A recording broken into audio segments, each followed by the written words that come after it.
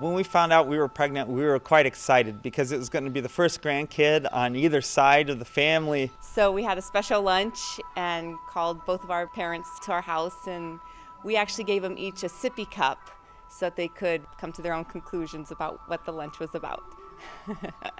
We did want to have our children here on the mission field because one of the big advantages is that they get dual citizenship, which makes it wonderful for when they become missionaries. They can go wherever they need to go, and it makes it much easier.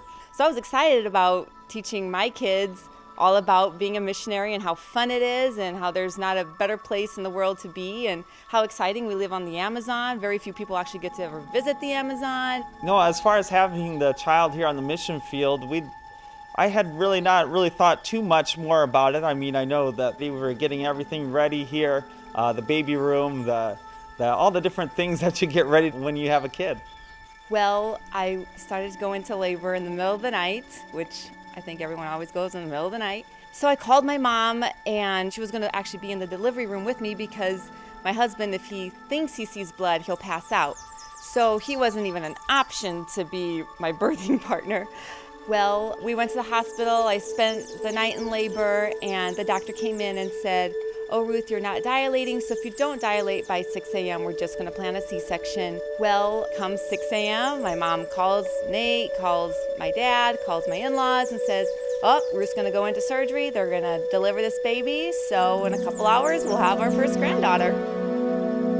Right before I went into surgery, we heard the heartbeat of the baby. They just wanted to check and make sure everything was fine, and everything was fine. Her heart rate was normal. So they wheeled me in. My mom was like, "Oh, okay, they're cutting the last layer. Here comes the baby." And when the baby finally came out, we just didn't hear her cry. And I knew that there was something wrong.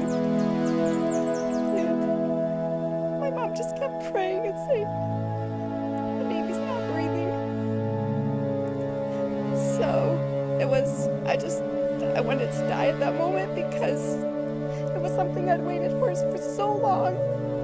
I remember I was sitting out in the waiting room with my mother, and a nurse came out, and she was crying, and she said, "You really have to pray because the baby's not breathing." And it just kind of, I didn't even know what to think. It was just kind of like a daze, that whole thing, and to find out that actually she never did breathe.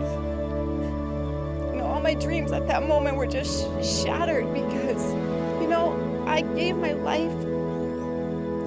life to Jesus. I was working, I was serving God, and it just didn't make sense. It didn't make any sense. That whole thing, that whole time was just kind of a whirlwind because something that comes out of left field, everything was fine.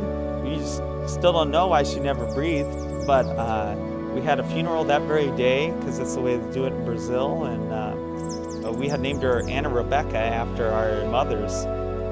It was just a day that was supposed to be your biggest day of joy was really the hardest day that you've ever experienced. And it was very, very tough, and then I was so sick. I mean, I almost died in the hospital. I was in the hospital for 9 days, and it was just, every night I cried myself to sleep. I just could not understand why that would happen. When came time for our cell group, which we have, I had already lined it up for one of my disciples to take over the cell group. And God spoke with me, go to the cell group, share your story. So I had lost the baby on Thursday, so Saturday he came to the cell group and he just shared his heart. I remember talking about the love of the Father, which the love of the Father says live. And there was visitors there that night. And through our pain, really, God used it to win them for the Lord. And really, some of the first people we won for the Lord in Brazil was right after we lost our daughter.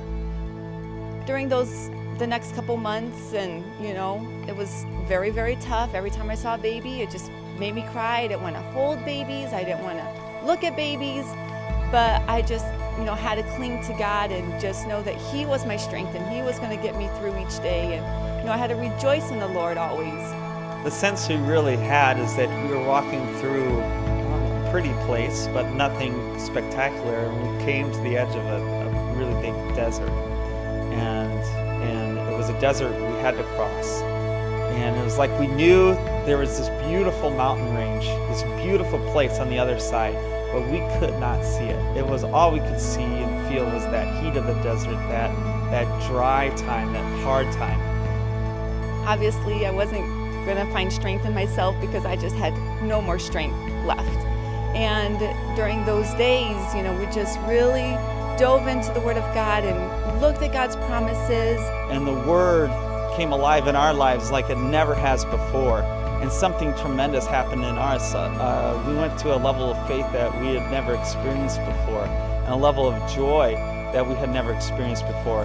And now we really feel like, after all that's happened in our lives, that we've reached that beautiful mountain range and we're starting to climb it now. And we don't even know how high that mountain range is and how beautiful it will be once we get to the top. But we know it's even greater than anything that we've passed through so far. So the day that Anna Rebecca died, in my mom's yard, she had a flower that bloomed for the first time, and it came up with 2 blossoms. So in a way, the ongoing joke was, "Oh, Ruth, this flower gave 2 blossoms. Your next kids are going to be twins." So, we just kind of all laughed about it. Well, wouldn't you know,